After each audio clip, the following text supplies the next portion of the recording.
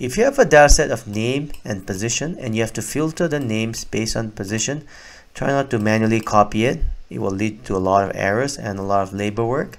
Alternatively, try not to use data and filter. A much better way to use is to use a function called filter, and the way to use it will be saying equal filter open parenthesis, and you select all the names on your data set. Press F4 to make it into a reference, and you press comma for the next argument.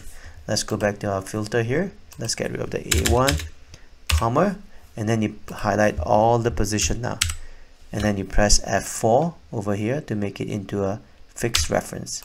Then you say equal, let's go up all the way here, and then select catcher and close parenthesis.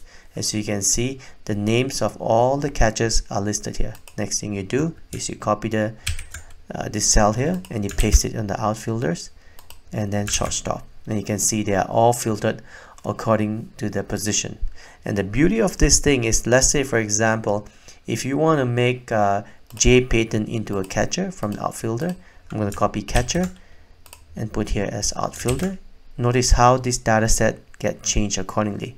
Likewise, if you change say Ryan, say Alex to outfielder, see the data sets get changed accordingly.